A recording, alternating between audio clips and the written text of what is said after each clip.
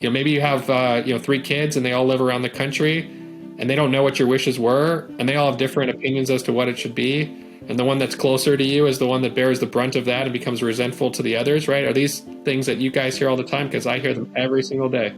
Hey, y'all, this is Kosta, and today I'm here with my guest, Marc Glickman, founder and CEO of BuddyIns, an organization helping thousands with the process of long-term care planning and aging in place. 90% of seniors report wishing to remain at home as they age. But the question at hand is aging in place an option you can afford? Welcome, Marc. For those who might be new to the show, what does long-term care planning entail, and why is it important for those who wish to age in place? Great questions, and thanks for having me on today. Long-term care planning entails figuring out how do you want your final years to be, right? How do you want to get care at home? Do you want to be more in a community setting? And letting your family know those wishes is half of the planning process. And then it becomes, well, how do I fund my final wishes, right? Do I want to fund it by investing the money and self-funding? Does insurance make sense? And that's what we help clients navigate every day, is trying to figure out what's the best way, what's the optimal way to fund what you want those wishes to be. So, Marc, you've got over a decade of experience in long-term care planning. What led you to this particular field of work? Sure. Well, I grew up in the long-term care insurance industry. My dad is actually one of the pioneers, developed many of the traditional long-term care products that were in the market in the 90s, early 2000s. And I'm an actuary by background. So I actually started my career designing and developing products for the insurance companies. And then I switched gears, and now I represent clients and use my knowledge to help them find the best value in the marketplace.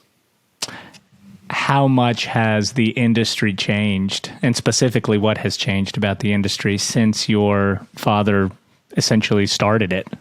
Yeah, well, I'll tell you, back in the late 80s and 90s, there wasn't a lot of data about the insurance marketplace, and people got a lot of value from their policies, but it turned out a lot of those policies were actually underpriced. And because of that, we've seen rate increases on older products. So the insurance industry's learned quite a lot. Those clients that use those policies got a lot of value out of them. And we've only seen the demand, which we've seen, on the horizon for a long time, continue to grow.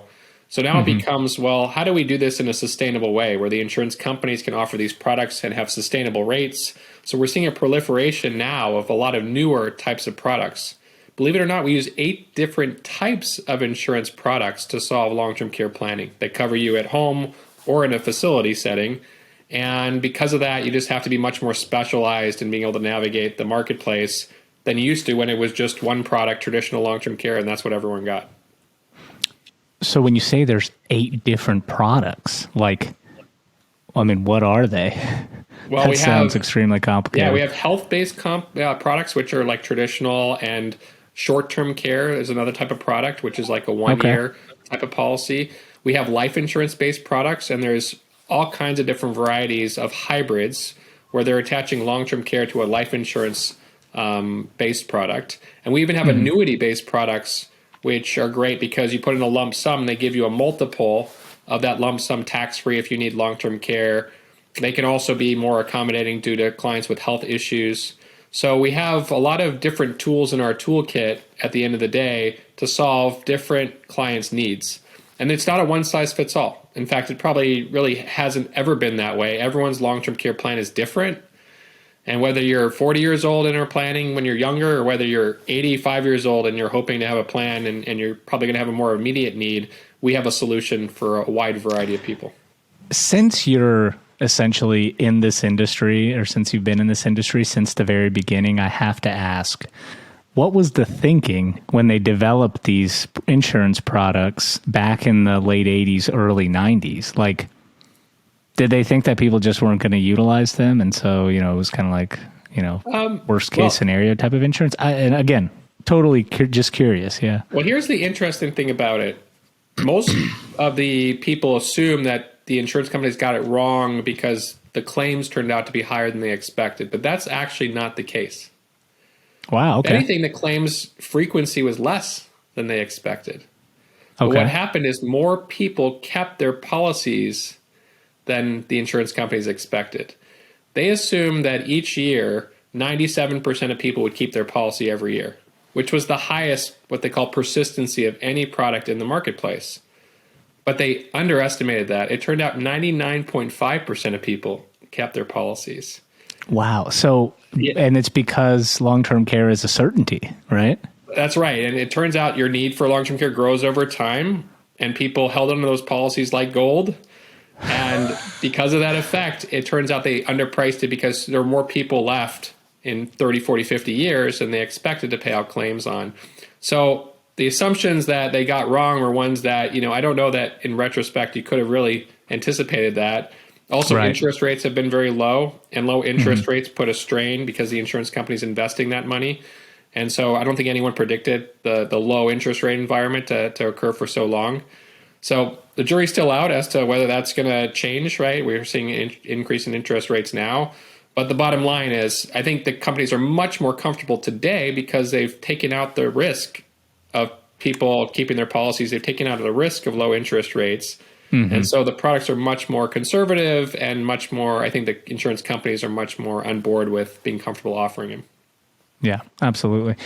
So I got to ask, we talked about the 8 different types of insurance and the 8 different types of processes essentially to affect long-term care. How can BuddyIns help with the process of planning for aging in place? Yeah, see, our goal is to educate consumers about their best options and help them find a top insurance specialist that understands all those varieties of products. So we are a connector in the marketplace, and we are also a co-agent with a specialist, which means that we're also on the client's side with making sure that their specialist is doing what's in their best interest. What we also do is streamline the process, because working with all these different types of products and insurance companies, right, can be difficult. So we've created tools and resources to digitize the process, to make it easier and a better customer experience overall. And that's how we can help people get more coverage. Is sometimes they're just like frustrated about the process taking so long, and we can make that better. Okay, so you answered this in the first question, but I need a little bit more detail. So you're not selling long-term care insurance. You're not, and you're working with long-term care insurance agents. Are you also working with providers as well? Are you essentially serving as a conduit between all those different entities? That's exactly right. We are licensed as an agency in all 50 states. We are a writing agent, like the person that's interacting with the client, the specialist. But we're more behind the scenes. We're a facilitator, a catalyst to make sure that people have better outcomes. So we're like the specialist, right? We're helping that specialist be a better, can serve their clients better. And we do partner with other providers like yourself, folks that are in the home care world, folks that are helping family caregivers is a really important mission for us, because when people don't have a plan, oftentimes the burden of that falls on a family member, right?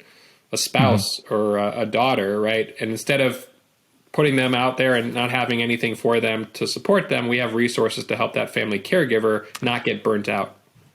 How many clients do you guys work with, say, I don't know, every year? We have several thousand clients that we work with that buy insurance, but picture we have tens of thousands of people that get educated, because it takes time. It might take a year, 2 years, 3 years, 5 years before someone's ready to form a plan, or there may be some event in their life that dawns on them, okay, that's what planning's about. Now I know what I want to do, and they have more confidence to do it. So we're there to be there in the long run, so that when somebody's ready, they can get the resources that they need. As you're working with people, are you identifying a common theme that keeps coming up in the conversation? And also, I want to ask, is affordability a big part of the process, essentially? That's exactly actually where I was going when you said that. The common theme is everyone thinks it's expensive, or it's going to be expensive. The reality of the world is that you're never insuring or self-funding. You're always doing some degree of both. And you can decide as a consumer how much you pay for your insurance policy. It's just a matter of how much benefits you're going to get out of that policy. We have some people that buy $50,000 or $100,000 of benefits, which isn't a large amount given the cost of care and what we expect it to grow to into the future. But having that as a starting point and a foundation can be really good for forming that plan and figuring out what to do if it turns out to be a longer term event. We have people that buy millions of dollars of coverage and transfer more of that risk to the insurance company. There's no right or wrong answer. You just have to figure out what value are you getting, what does your financial situation look like that you can afford to pay this over a longer period of time. But having some plan, in our belief, is much better than having no plan at all. And so we encourage everybody to do whatever is right for them financially. So I'm assuming the majority of the time you're talking to people who want to age at home. They don't want to go to an assisted living facility or a nursing home. Their first thing is like, yes, I just want to live in my own home. How can we make this happen? How can you guys help? What are the financial limitations? And then also I want to talk a little bit about how each home has to be changed or modified so that it's handicap accessible, because a lot of people think like, well, I can just retire here, but there's a lot of Americans who are living in 2-story homes, and right. They can't get up, and their bedrooms are upstairs and they can't get upstairs. Right. That's right. Right. So I'm just curious, like, what are those conversations like? Do you ever encounter somebody that's just waited too long and then, it's kind of like game over, we can't help, how does that go? Well, the good news is it's never too late to do a plan. Of course, you don't want to wait until you need it to buy your insurance, like buying your insurance when your house is on fire. But we have crisis types of planning solutions as part of those 8 solutions. Mm-hmm. You're right that 80% of people probably want to age in place, age at home. But there's ways to fund that as well, right? Reverse mortgages are a good example, right? Or you can use your home equity to potentially fund it. And there's a lot of different ways to buy policies that have benefits called cash indemnity benefits that will allow you to pay for home improvements, like you were talking about, right? Mm-hmm. So even the policies themselves have been designed. Some of them reimburse for just the custodial care, but some of them also let you do whatever you want with the money. And that could be improving your home. So again, it's one of those things where you have a lot of choice. And so you want to build a plan that's going to suit you. And at the end of the day, you want it to be flexible enough where, let's say you've been planning it, early enough where it's 20 or 30 years out, that it's flexible enough where if your plans change, you'll still have that product will provide good value to you. Do enough people know about the things that you sell, or the connections, the conduit essentially that you're acting as? Do enough people know about what you're talking about? No, I would say the biggest misconceptions, and there's many, right? Medicare is going to pay for long-term care. Of course, it does not. Right. Medicaid is going to pay for me. And of course, it doesn't until, you spend down your assets. And even those type of situations, it's hard to get waivers in many states to get home care, right? And there's long waiting lists and they're underfunded. So those types of things come up first. Isn't the government going to come and take care of me? And the answer is no. This is one of those things that you really have to plan on your own. And then there's misconceptions about the insurance market itself, right? People think about what it used to be, and it's a very different marketplace today than it used to be. There's a lot of different ways to cover it. Like we've talked about, there's a lot of different ways to fund it. And health plays a much bigger role today than it used to play. Meaning that if you are in really good health, you might opt for a certain set of options. But if have waited longer and you're not in as good health, we still have solutions for you, but we have to look at other types of products. And the value proposition is different because you're probably going to need this sooner, right? But we have products designed to provide you immediate protection and tax-free benefits and leverage to accommodate that. Can you speak a little bit about those products if people are in crisis? And because I'll tell you, a lot of times, people get on YouTube and they're usually in crisis when they're watching these videos. Like, they're kind of backed into a corner. Sure. They're trying to figure out how to solve this problem that they have. So what type of services can you guys offer? Okay, well, I'll give you 3 different scenarios. Okay. First one is my father-in-law. 85 years old, right? Thought it's too late for me to plan for long-term care, right? A lot of the traditional products don't even go past age 80, and so you don't even have an option. Well, we were able to get him a short-term care product in his state, 1 year of benefits. So not going to cover the full risk, but great peace of mind for my family and I, right? To know that, okay, that first year is taken care of. It covers him at home with cash benefits. And then if it's a longer-term event, it gives us more time to plan. That product also does not have any height weight restrictions. We have a lot of clients that come to us where they're saying, you know what, I've been declined from long-term care because of my weight. Well, we have a product that actually doesn't use that as one of their underwriting criteria, right? What a great value there. Mm-hmm. We have a product where you can, and that's a pay-as-you-go, so a very affordable plan. We have a product for people that have more assets where they can put in a lump sum. So instead of paying it over the course of 10, 20, 30 years, they can pay it all at once, but it gives them immediate benefits. And if they don't use the long-term care, they actually get their money back with some growth because it's built on an annuity chassis. Mm-hmm. So it's designed to do long-term care, but it's designed to also have a backstop, right? So you're not putting in a lump sum and you're not ever getting anything out of it. And then we have a third product that's not an insurance product at all. It's called True Freedom, and it's a subscription home care service, meaning that you're paying an annual subscription, which kind of looks like a traditional long-term care insurance premium, but you're actually getting a bank of hours that you can use to cover home care. And again, another way to do planning. So there's three right there that are flexible enough for people that have health issues or have waited long enough. There's a new product that's coming out, which if you're already needing care, you can actually put down a lump sum and then they'll give you a monthly payout for the rest of your life. And because they know that you're already health impaired, they give you a larger monthly payout the worse your health is. It's almost like reverse underwriting, right? Yeah. Where they're saying, like, if you're in bad health, we'll actually pay you more. And so that's kind of an interesting tool as well, so that there isn't that uncertainty about how long am I going to need care for. You're actually protecting the risk. And that's also an annuity-based product, like a SPIA product. Okay. So there's four different answers for you. Thank you. I think that as we progress into kind of an aging population, I think people are finally starting to realize, like, oh, wait, like we need to start getting creative because we sure weren't creative the last 20 years. You know what I'm saying? So there's not a plethora of resources available. And the federal government sure doesn't want to foot the bill, So I'm glad to hear that companies, organizations are getting creative to try and meet the demand. Yeah, we don't want to ever say to somebody, no, we don't have anything for you for your plan. Right. That's the bottom line. Is nobody in our business, like, we're really building relationships. We really want to help clients. We want to have something there to build some financial foundation. And maybe it's not the fit for somebody, but we can even, prepare plans that can coordinate with Medicaid even. So it's okay. And you're familiar with that space. So it's not, it just depends on what your particular needs are.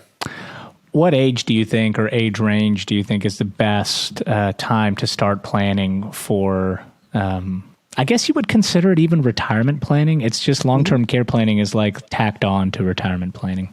Yeah. So generally speaking, most people are planning today between the ages of 45 and 70. Back, 20 or 30 years ago, most people were actually above 70 that planned for long-term care.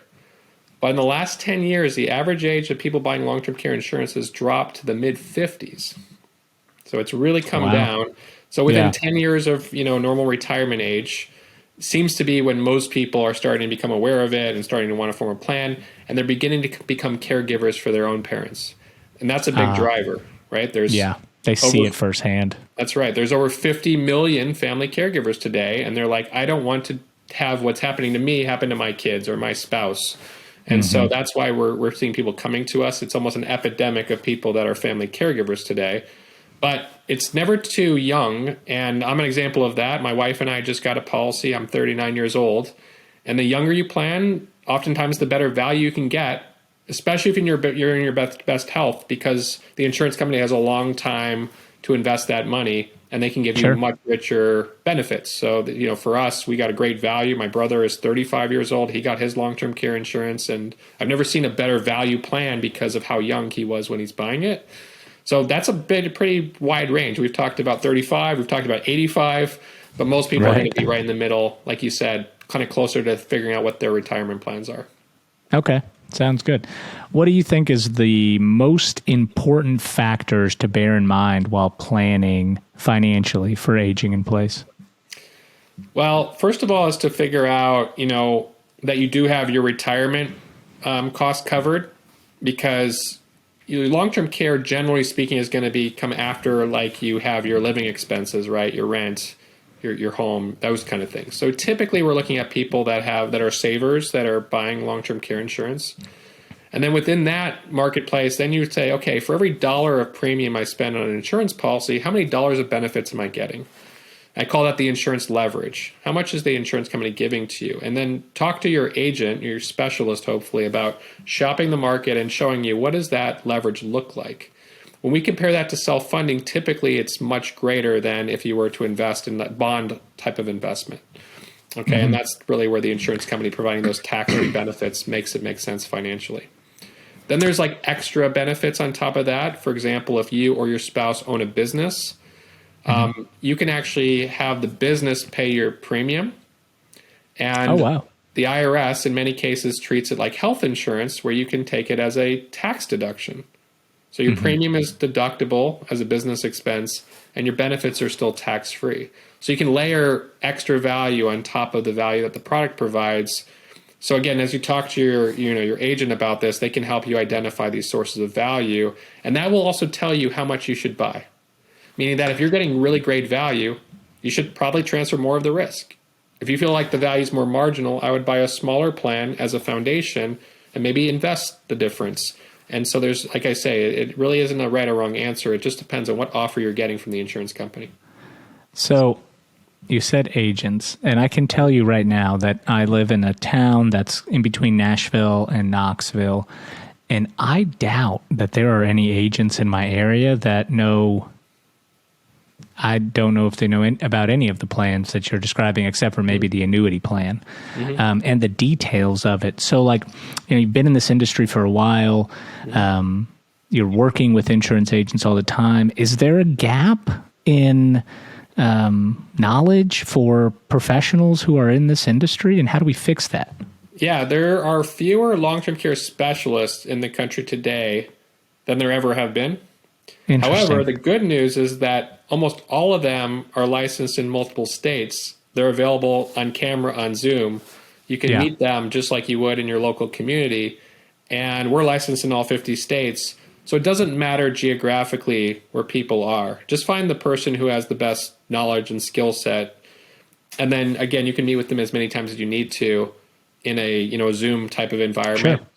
That's what I would look for is talent. Now, that being said, we know a lot of wonderful long-term care specialists in Tennessee, in both Knoxville and Nashville, and I'm sure that you can find someone local, but you should look for somebody who really presents themselves as a specialist and that offers multiple types of products. That's the way you can really tell. Anybody that offers multiple types of products probably knows what they're talking about. Anybody who only has one product that they know that's also doing financial planning and life insurance and is more of a generalist may not have all the tools in their toolkit, but they may be able to partner with someone else that does. So I wouldn't necessarily discount that either. Interesting. What advantages can aging in place offer seniors? And are there any situations where it can end up having a negative impact, either socially or physically? Yeah, it's interesting. We know it's like a spectrum. So, for example, you may want to age in place while your spouse is with you. But let's say one of the spouses passes away. Now it may be not as good of an environment because you just don't have that support system that you once had, and your dynamics change. So I think you can't really look at it in isolation. You kind of have to look at it as a spectrum of how the support is needed over time. One of the advantages of aging in place, though, is there's a lot of technology coming out. We've actually partnered with a company that specializes in companion robots for seniors. Oh, wow. So they've built robots that actually learn what your preferences are. They tell you jokes. They take your blood pressure. Yeah. They're actually a resource to prevent you from having to have your family caregiver there all the time. They're kind of adding value and helping support the family caregiver. And so because of that technology coming into the home, we see they're making the home environment a lot more friendly for people and not as lonely, right?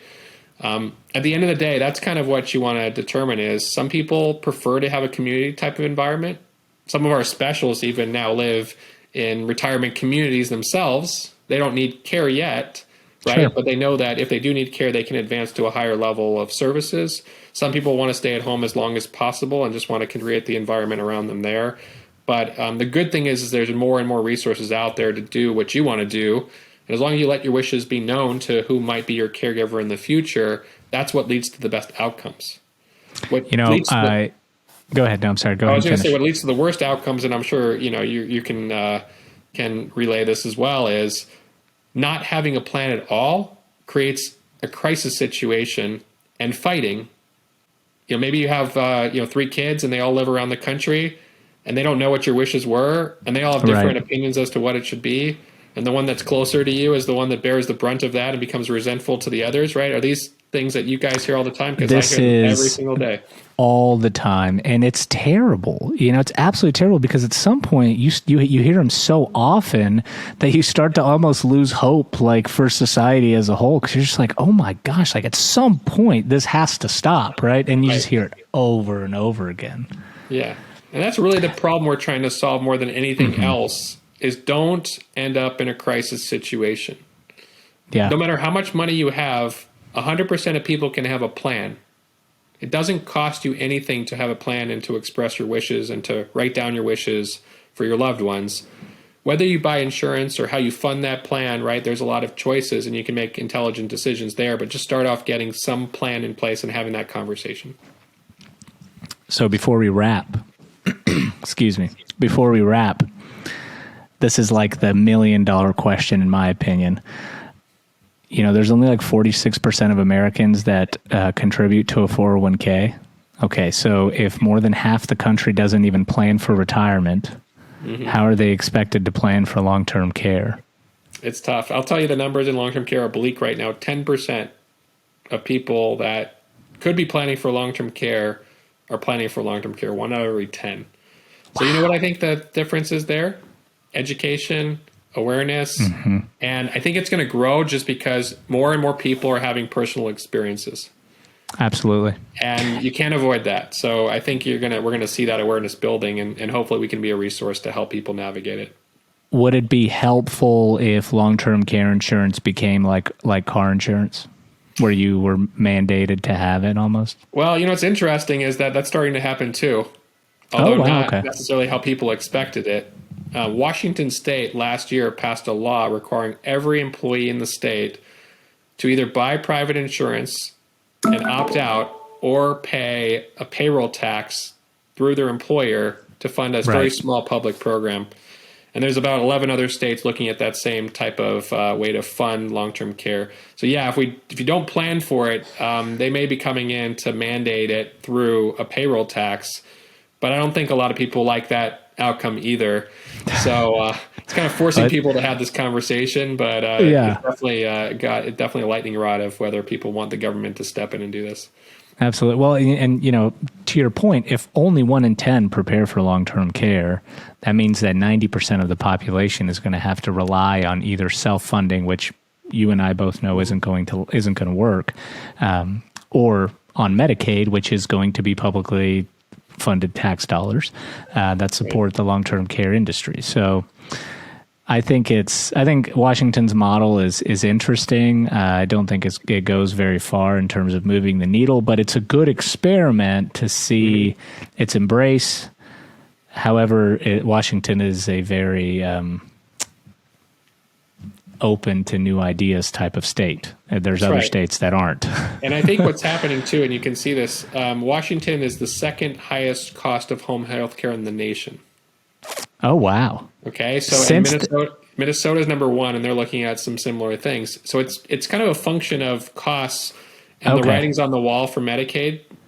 You know, in Minnesota, $22 billion out of their $54 billion annual budget now goes to Medicaid, like 40% of all the dollar. Yeah, and that's after they raised rates, and then they had to cut them, which as a provider, it's one thing to raise rates. You cut rates, it's like the French Revolution. It's hard to go back on that. Yeah, exactly. Yeah.